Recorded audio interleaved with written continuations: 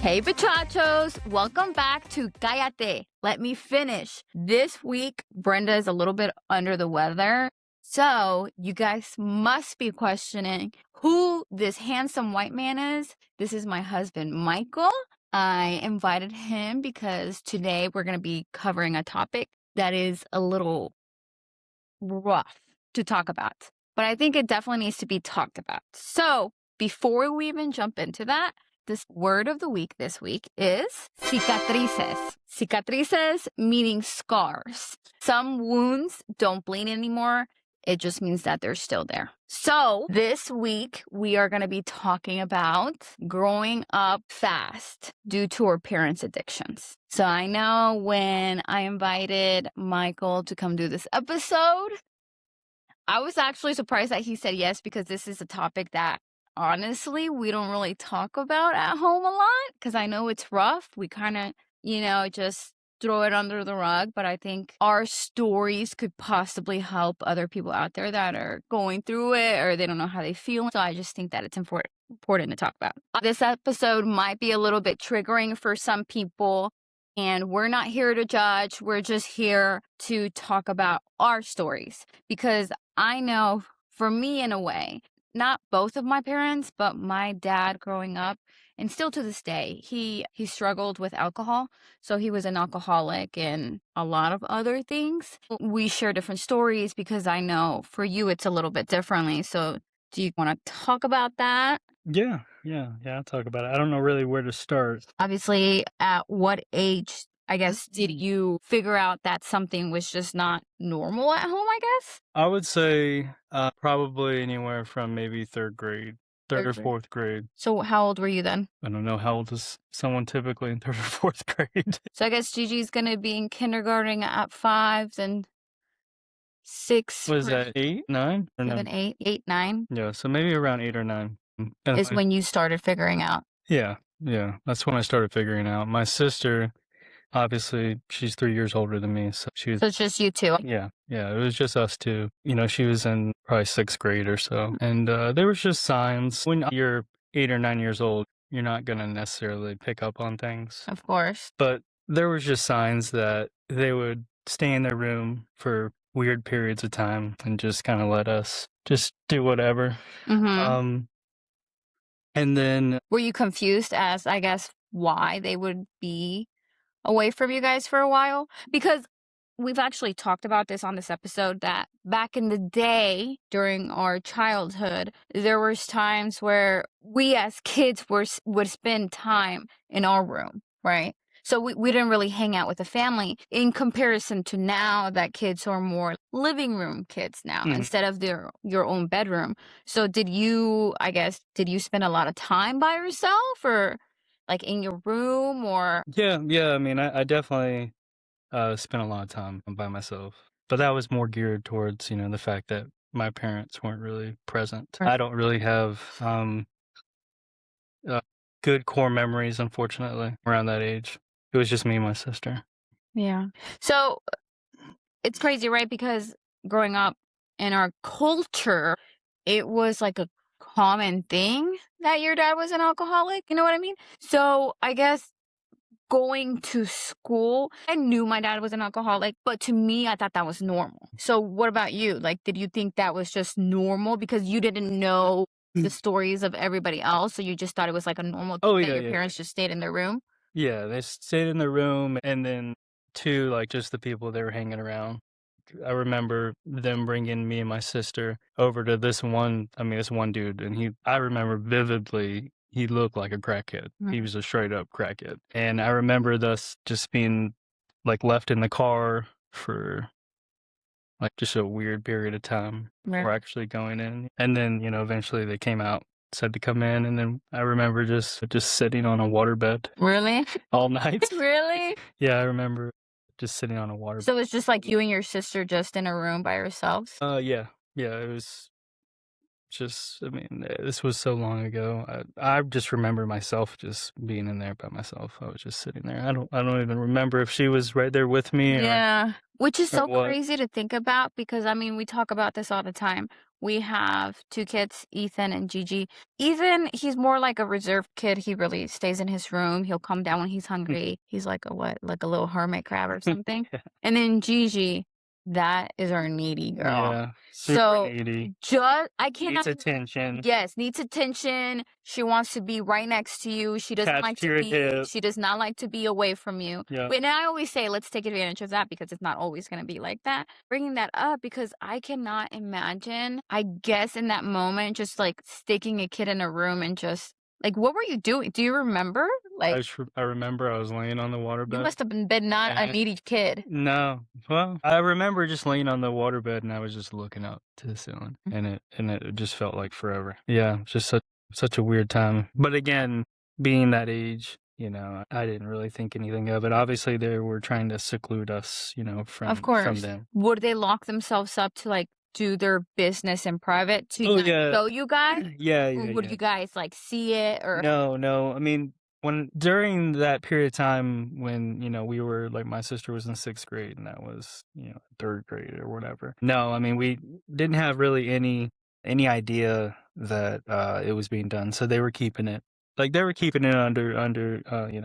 wraps there so they for were a still little like bit. functioning. They were still like functioning adults. They were Functioning, still go to work and yeah, stuff like that. yeah. So functioning drug addicts for sure. And then, that was just the beginning. So as time went on, we got older, I Addiction was going, progressed. yeah, addiction progressed. I was going into middle school, and that's when, then I really started catching on. I remember, finding weed and then finding shit. I remember my sister found some shit as well. And I was what the hell is this? Did you know at that point what it was? Oh, no, because this was, like, prior even going to middle school. I was still You super still a young. kid, yeah. I was still a kid. 'Cause, even though they were, functioning addicts, they did a good job hiding it, obviously. So I had really no idea what that was. I got older, going into middle school, they weren't transitioned from that to they weren't sleeping, so that's obviously so they were doing and that was their drug of choice. Now, I don't know if we mentioned this, but it was both of your parents. Yeah, yeah, it was both my parents. So they got on it from a friend of a friend because it's not like they've been doing drugs their whole lives. They had never done this before. Yeah, yeah, they had never did this before. My dad, he owned a tree service that was passed down from his father. Um, it was Dutton's Tree Service, not Dutton Ranch.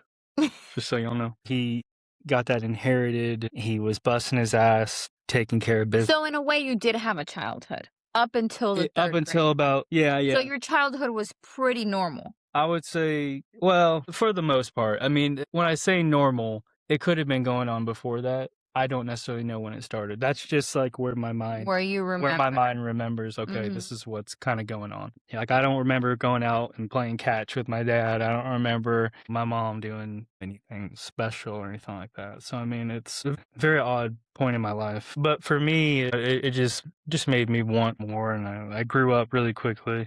It was really just me and my sister, even though my parents were there for that little period of time. But again, things eventually hit the fan at one point or another. They transitioned, or maybe they were doing before, I'm not sure, but they started doing that and we lost everything. There was times where they were fighting, truly just beating the shit out of each other. And I remember just running out the house and just going to my friend's house. Now, I know for me, I wouldn't talk about this with friends because in a way I was a little bit embarrassed because I would hear their stories about how their dad was, right? Like how their dad was or how their parents loved each other and how they did this as together as family. So I never specifically went around telling people what was going on at home. Did you ever Yeah. find comfort in people that could Yeah. help you guys?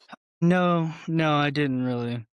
I didn't really find much comfort. I went over to my friends a lot of times just to get away But you never said like, "Oh, man, like, I this didn't is tell going him. on at home," or anything like I that? didn't really go into detail, no, just because it's maybe as a child, maybe you're embarrassed, maybe, I mean, I don't know what I was thinking.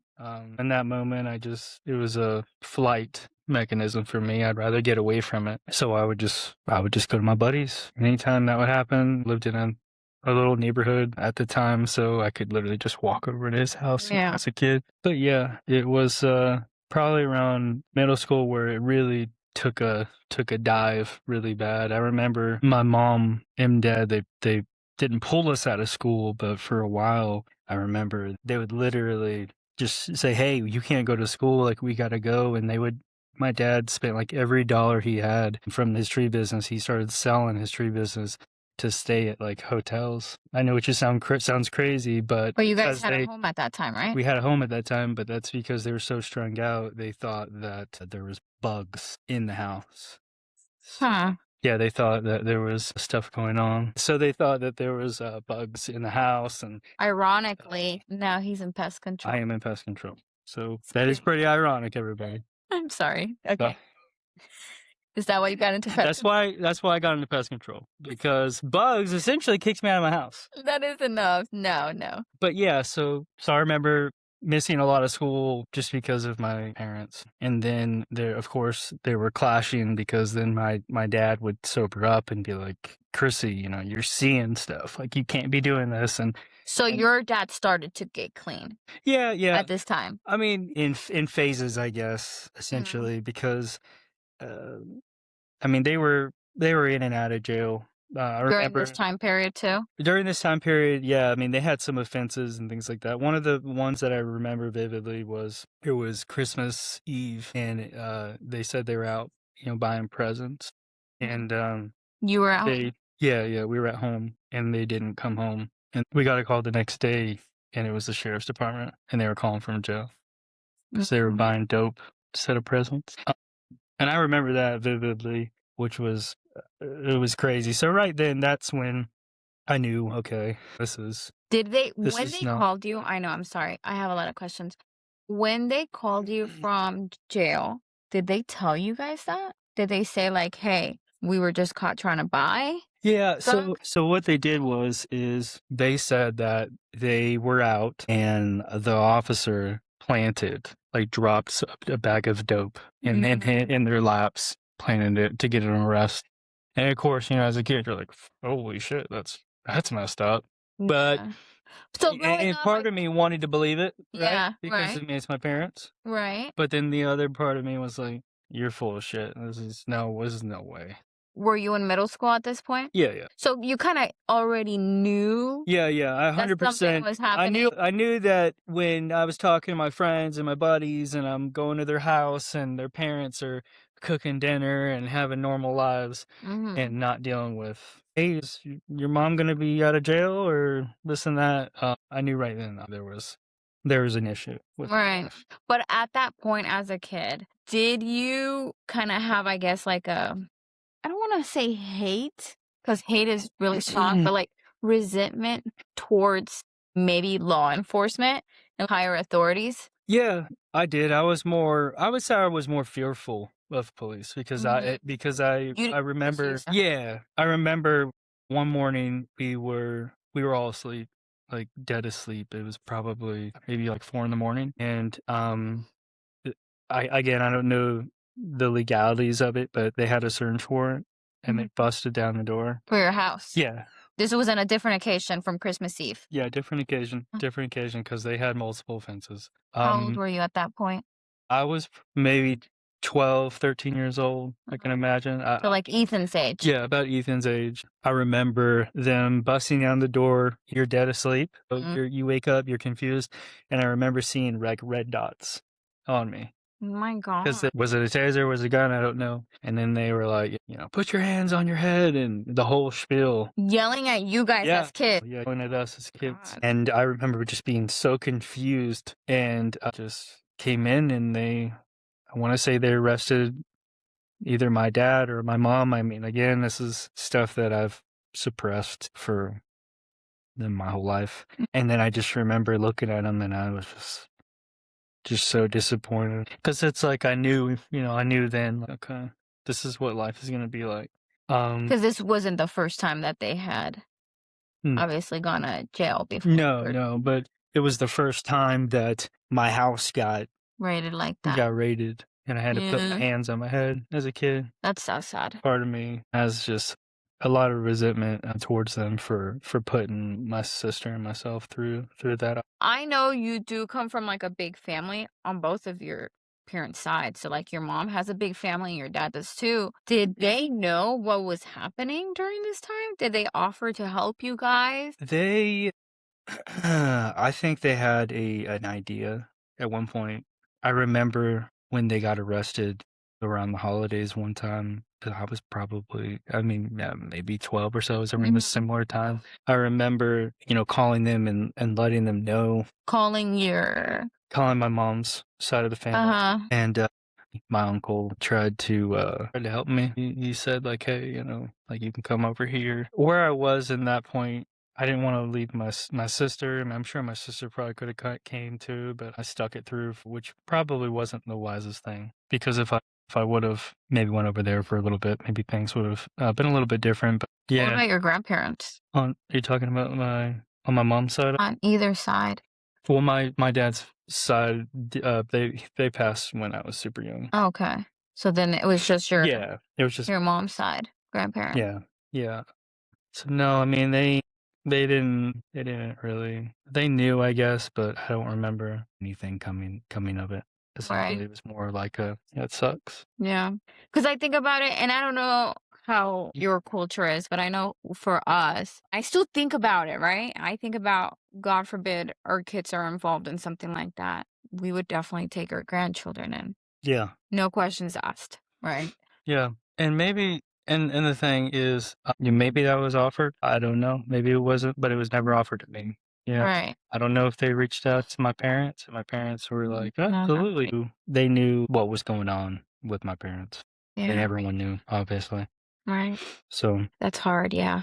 So, I mean, we can compare, right? I mean, they're both very horrible childhoods and stuff, but for me, it was a little bit differently. I knew my dad was an alcoholic. Apart from other things, he was more of a functioning alcoholic. So he'd still provide. he He would still still take provided. care of you. Yeah. It was my mom and him working, For sure. and it was my dad drinking all the damn time, coming home. Sometimes he Mhm. wouldn't come home. Even like when we got together. Mhm. I think at that point when I was an adult and when Ethan was little and we started dating and Yeah. stuff, I think at that point was the scariest I had ever seen him. Yeah. And I don't understand why, right? Mhm. But I think it started where he started day drinking and Yeah. then driving with the kids. Do you remember that? Oh, yeah, I remember. I mean, I think maybe because I didn't really see it as a kid and growing up as a teenager, I didn't Yeah, really I mean, you're care. you're kind of focusing on Right, right, which selfishly,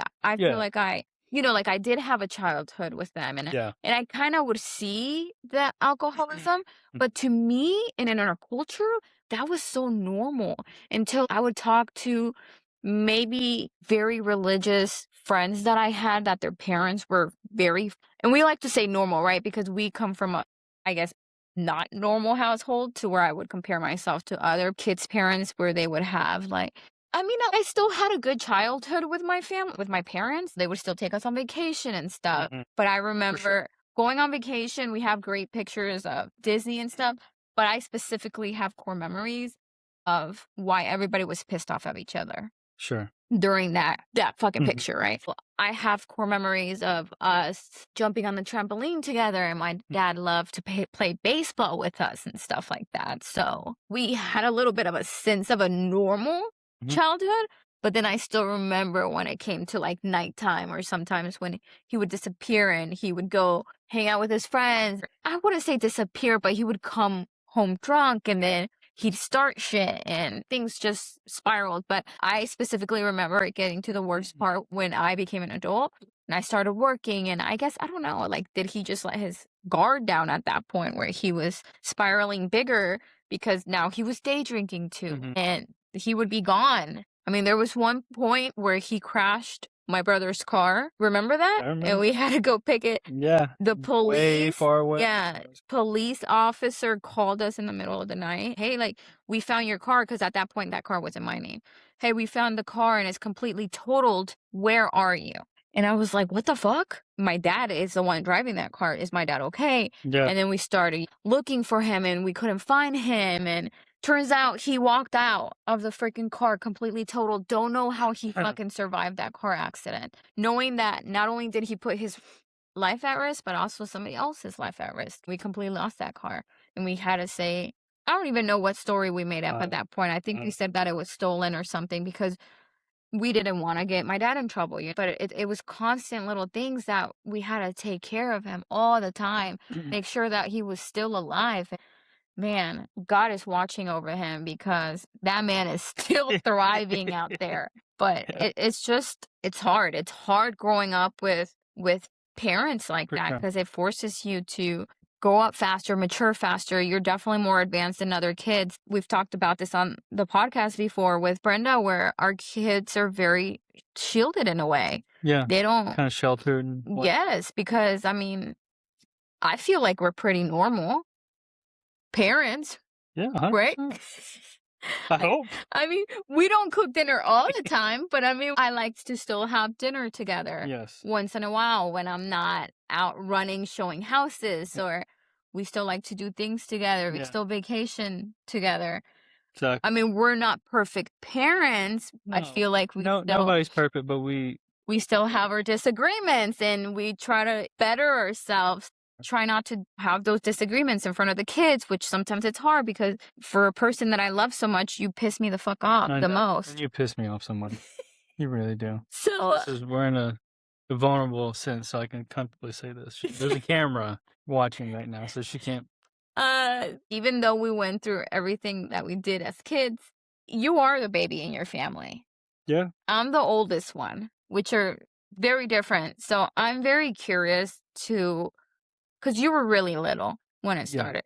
So I would be curious to hear your sister's perspective on what she remembers. Yeah. And not There's definitely going to be some things that right. she caught on probably a lot sooner, and then Yeah. wanted to kind of maybe protect You.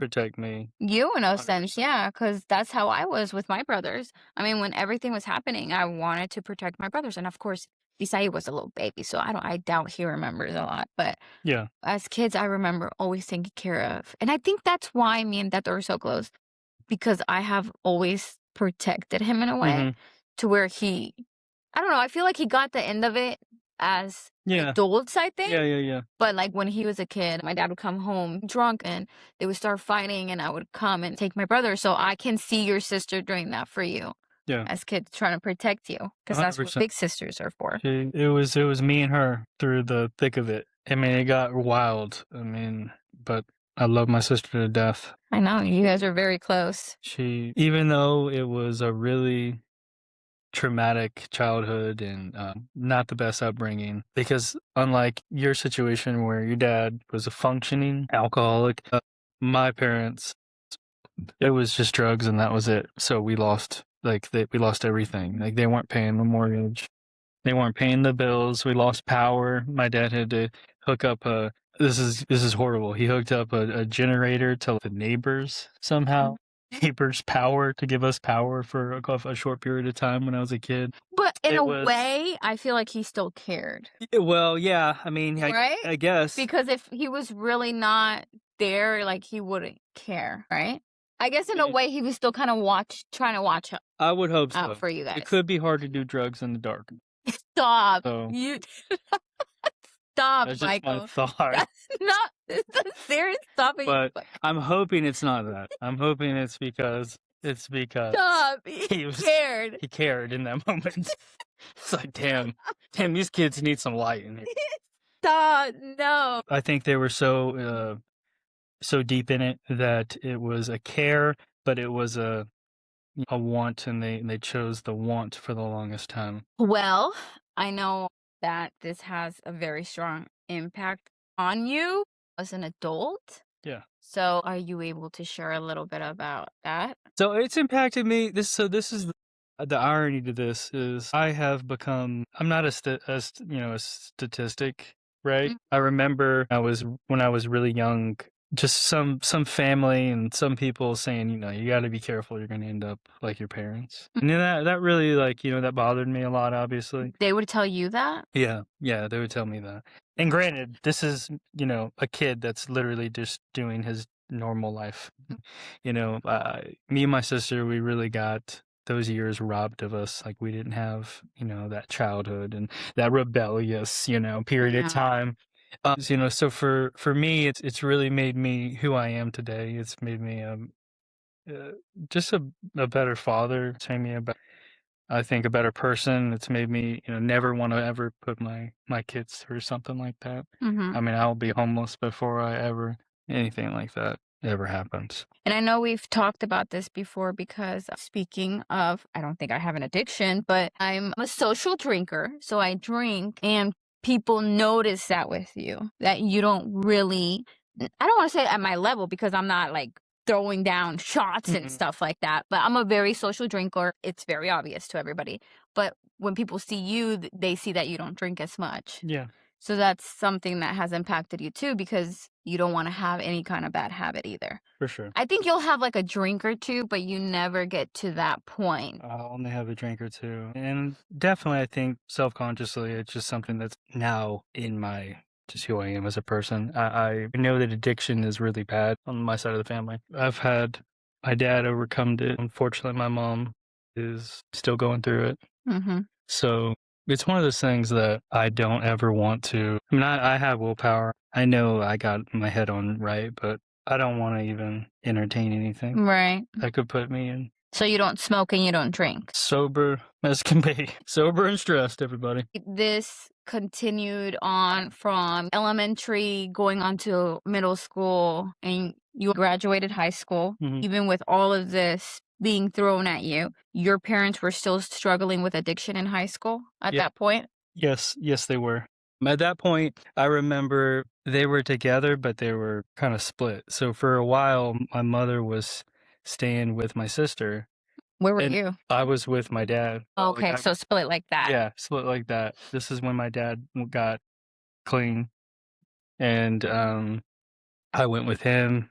I can't even remember why it happened. Maybe because of the conflicts. So do you remember your dad getting clean? I remember when they separated. I remember going with my dad, and he was trying to rebuild what he had. He Like the lost tree it all. service? Not necessarily tree service, just rebuild his life. So he So you he. saw the difference I in saw the him. difference in him. I remember he made friends with this godly suburban, super sweet, have it all, cookie cutter home, just beautiful home.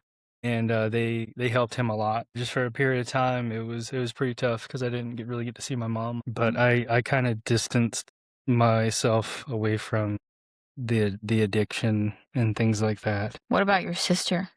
Did you My still talk sister, to your sister at that I still point? talk to my sister, yeah, but she stuck it through, and I love her to death for doing it. But she stayed around with my mom for she was over there with crackhead Billy Bob Joe and my mom and I don't know whoever, but they eventually got back together. Your mom and your dad? Yeah, yeah, I remember they eventually got back together and Your dad was clean at this point. clean at this point. Uh-huh. My mom got arrested again. She went to rehab, got out. Mhm. She was clean. They kind of rekindled some stuff. I guess they relapsed because they didn't. Together. Yeah, and then just shit hit the fan again. And You're already in high school at this point. hmm Are you getting ready to graduate or you're not at that point yet? no, not at that point. It was back to square one. So then at that point, just didn't even want to stay with them. I went up, or I was going to some friends and Your friends' staying. parents were letting you stay with them? Yeah, for a period of time. Mhm. Um, Did they know what was happening at that point? Like in high school? Oh, yeah. Yeah, I told them. So it was nice. I had some sort of outlet there, but it was not good times by any means. They're still struggling with addiction. You're still kind of going from friend to friend, trying to focus on at least getting your high school education, trying to be as normal as possible. You graduate high school. At that point, are your parents still struggling with addiction or no? They're still struggling. They're still struggling at this point? Mhm. So at what point does your dad get clean clean? Because I know for a period of time you lived with him. Yeah, yeah. Yeah, I did live with him. I would say I don't even remember how old I was, honestly. I mean, more towards the end of high school. Mm. He eventually got clean, but then my mom went to rehab for the final time, and when she got back, he had found somebody else, and he decided to go with her. So my mom was distraught, Of of course. course, and relapsed, and I had a lot of resentment for that, but Towards your dad. yeah, towards my dad, but at the same time, he did do that. You know, I definitely don't think he handled it right, but he did get clean Mhm. because that was the only way for him to get clean was to leave. It's one of those things that he waited till I was technically I don't wanna say, I mean, maybe an adult or whatever. I mean, I was probably 16, 17. I don't hell, I don't even know how old I was, but he waited that long and then was like, "And alright, deuces." So I did have a lot of resentment towards that situation just because again he told my mom a different story, flipped the script on her, and was kind of Okay. acting like he was going to be with her, and she was actually doing really good. I was going and visiting her in prison. I want to say she was in prison and then she went to rehab. So, yeah, I think that's what happened, and she was really really good. I remember like just seeing her smiling and she was so happy she was about to get out, and then when she got out they got together, it all was cool, and then he ended up knocking some girl up and then he left. But at that point, you still haven't graduated high school. No. I keep talking about graduation because I remember when we first started dating, you ended up going to my brother's graduation, Mhm. and I feel like that was very triggering for you For sure. because for my brother's graduation, my aunts and my uncles and my grandma and my cousins, they all came to the graduation and we had a little cookout. And I remember very specifically you saying that nobody had gone to your graduation. So that just made me really sad to think about that because I cannot even imagine little Michael getting his diploma, overcoming every fucking obstacle that was thrown at you as a fucking kid from third grade, right? With no family support besides just you and your sister and your parents having this addiction to you actually getting your freaking diploma, dude. I'm just so proud of you. I love you. I'm just so proud of you because I know a lot of kids probably in that same situation would have been like, fuck this. Yeah. I'm not going to go to school anymore. My parents don't care about me. But you turned it around and you actually got your diploma and you were able, I mean, we're not rich, but I feel like we're okay, right? I mean, we're not living like the grand lifestyle, but I feel like we did okay for what we went through and especially what you went through, which I feel like is even harder having both of your parents not be present. I just always think about graduation that day, and it just makes me so sad. But I'm just so proud of you. Yeah, I don't know what age you graduated, probably like 17, 18, but we met a couple years after that. And when we met, it's funny because I guess in a way I was sheltered growing up only to like my little box of trauma, all the shit that I went through. But when I moved and my dad opened up the restaurant, I met other people that were working at the restaurant and I started learning about people's culture and stories and stuff and having family members that have addiction like that. To me, it was like eye-opening. I didn't know that existed. So in a way, I was very sheltered to only thinking that alcoholism was like the only addiction out there. So when I was already graduated high school to where I heard of kids smoking weed and stuff like that, but never in my life did I think there was addictions beyond that. So hearing that from you and my brother's wife too, like everything that you guys went through, to me, that was mind blowing. I didn't know that existed in the world. Like for your parents to be at that level of, I mean, I knew that. I don't want to say that my parents were better, right? But I'm just saying, like, my dad had an addiction in a way to alcoholism to where he was still functioning, but I didn't know that there was other people that had it harder than me. So to me, that was just so mind opening. And I didn't discover that until I became an adult and I moved to coming where I met you. I was like, wow, people really go through this. Yeah. So to me, it was like one little bubble of trauma. And then when I met you guys, it was just like more. It made me open my eyes to more things that growing up you could be. And I don't know if you were like this, if you were a troubled kid growing up, but I remember it's in middle school and high school. And I think about how bad they were, or sometimes their parents wouldn't come. It just makes you think more about what other people were going through Sure.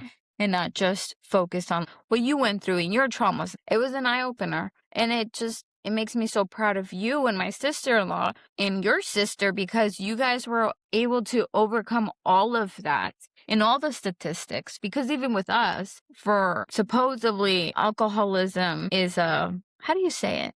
Like it's already genetically in you. So there's 4 of us, 4 siblings, and one of us, statistically, it's supposed to become an alcoholic because we have a line of alcoholics in our family. For you guys to be able to overcome that with both of your parents, that's just I'm just so proud of you.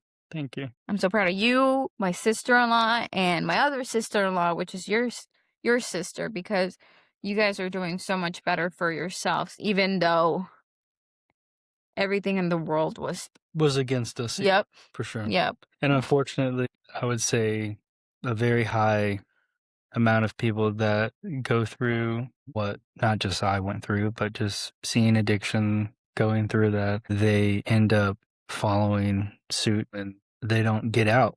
They don't get out of that hole. It's actually they sad. become that addiction, and it's really unfortunate. It's weird because even for myself, I never had anyone that was like, Mike, you need to do right. Mhm. I didn't have that person on my shoulder. Never. I didn't have anyone to tell me, you don't want to end up like this. It was more of what I witnessed, what I saw. That you were like, And fuck I them, was I don't like, want that. this is not for me. I tried to get away from it. I had to get away from it to get out.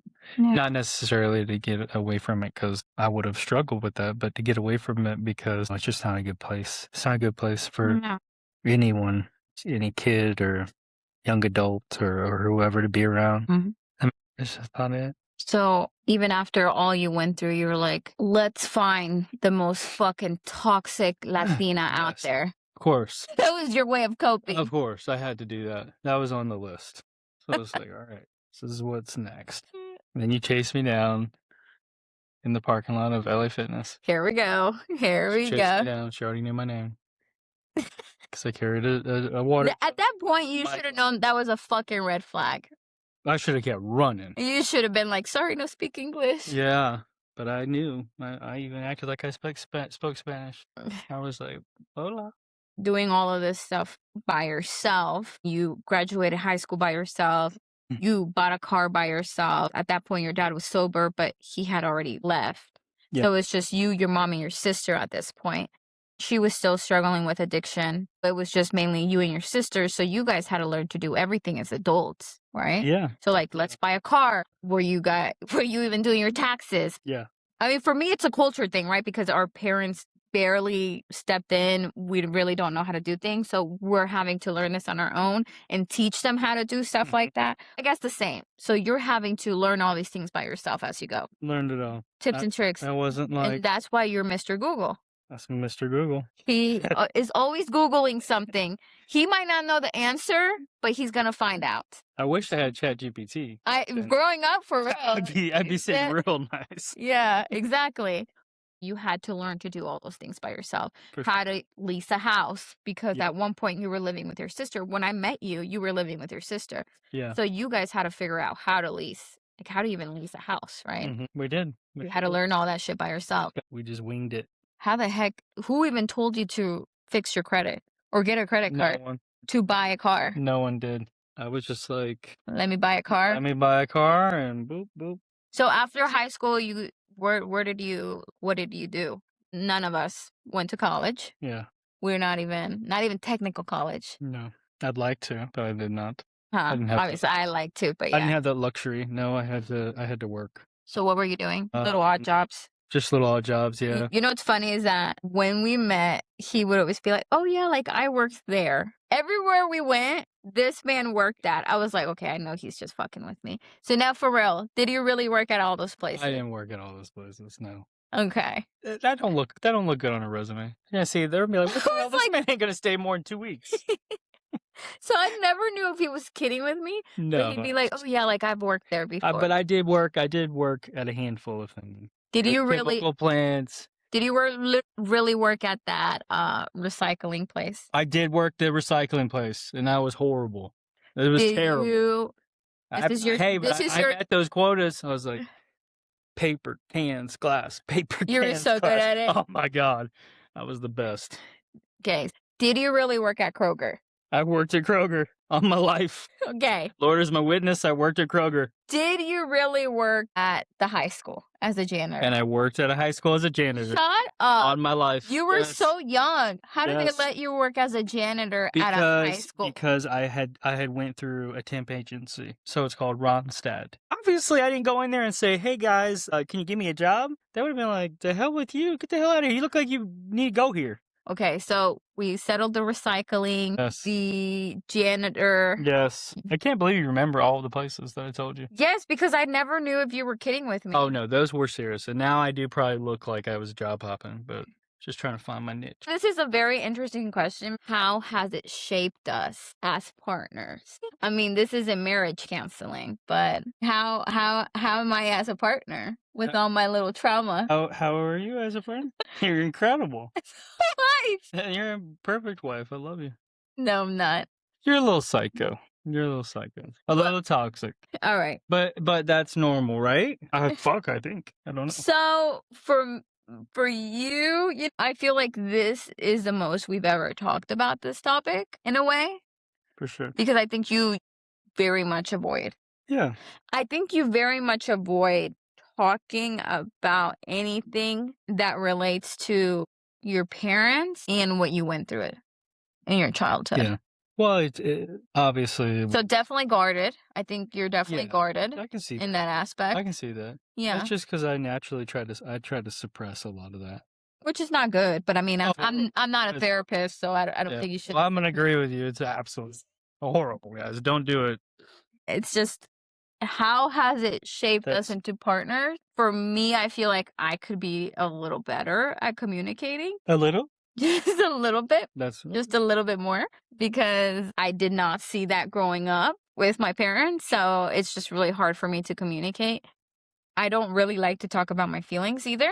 yeah. I feel like you're a little bit better with that than I am. I mean, a smidgen. For me, I want to be pissed off and I want to completely isolate you. I don't want to talk to you. Yep. And then I'll come back and we'll act like nothing's wrong, right? Mm-hmm. But for you, he always wants to talk about his feelings Well, and it's because shit like that. I He don't. always wants to squash. He does I'm a not want to squasher. squash and move on. He wants to, like, let's soak up in the feelings. How are you feeling? How can we fix this? How can we move on, right? I'm a natural problem solver. Well, when I'm a something- problem solver. He's When not a problem something solver. yes. He oh, wants no, to, no, like, but soak in the feelings. I soak stuff. in the feelings and then I problem solve. That's what I do. I don't know. For me, for you to come to me and you want to talk about how we're feeling after an argument, to me, that's triggering. But you're a naturally triggering person sometimes. Because of all the drama. Exactly. But I don't talk about my feelings I- in that moment. Actually, I don't want to talk about my feelings at all. Mm. I just want to, like, be pissed off, be left alone, Yep. and then I'll come to you when I'm done. You know what I mean? Totally fine. I'm used to that. No, but I know it's bad. I think that's how I am as a partner. Yeah. So I'm the one that if shit hits the fan. And I think it has to do a lot with, is it okay to say? Yeah, you can say. I don't know what you're gonna say, but you can say. Like your anxiety. Oh yeah. Yeah. That obviously all your childhood trauma has brought. So for you, you do not like to sit in the unknown, Yes. Yeah. I don't. I right? like to sit in the unknown for sure. I like to be in the known. Yeah. So you want to talk about, like, oh my gosh, like, what made you mad? Even Mhm. the other day when you pissed me off because you yelled at me on the phone when I asked you something Mhm. and I hung up on you. Yes. Obviously, I hung up on you. I'm mad at you. Of course. Why are you calling me back? I butt dialed you. No, no, you didn't. Oh, it's a Z? Yeah, that was a butt dial. And then I got She's home. probably thinking I'm calling her immediately back. Yeah, no, that was not on purpose. And then I That go was not home. on purpose. And then the first thing he says is, why are you ignoring me? And I'm still mad. I'm still mad. And he's like, "You're not gonna give me a kiss?" That was never said. Don't let her fool you. Oh my gosh. Anyways, a little bit of marriage counseling going on. Yes. Prior to coming down here, I know you were a little bit hesitant about recording this episode because it's very real. And I know it was hard to share your story. But like I said in the beginning of this episode, unfortunately, you're not the only one that has gone through this. And I'm sure there's people that probably have it worse, right? Well, Both of probably. us. There's Yeah. definitely have it worse. So I just hope that this episode reaches people that are possibly still struggling with this. I know I still struggled with this with my dad. I got to the point where maybe distancing myself kind of helped my mental health in a way, just because it was always running to his rescue. And obviously, I still love him no matter what. He's still my dad. I will always love him. But at the same time, I think there's still boundaries that have to be set. It's okay to set boundaries for yourself. You're not the only one that has gone through this. You're probably not going to be the last one that goes through it. You can definitely build a different life. No matter what the statistics say, For sure. what the world is making out of you, you can still overcome it. Right? Living proof. Yes. Living proof, everybody. So if this episode hit home, or you know somebody that's struggled through this, share it with somebody that needs to hear it. That's all the time we have for today. So thank you guys so much for listening. Thank you guys. Thank you for listening to me share. A little snippet of It's it. a very, very tiny snippet, but thank you guys. I appreciate y'all. Now you guys have met the man that has to deal with me every single day. This poor man has overcome so many obstacles to just end up with somebody like me. So pray for him. Don't forget that you can listen to us on Spotify, Apple Podcasts, and watch us on YouTube. And then you can follow us on TikTok, Instagram, and Facebook. So catch us on the next episode. Hopefully Brenda's going to be feeling better next week. Thank you so much, Michael, for being on the podcast. Catch you guys on the next one. Calladitas, but never finished. Bye.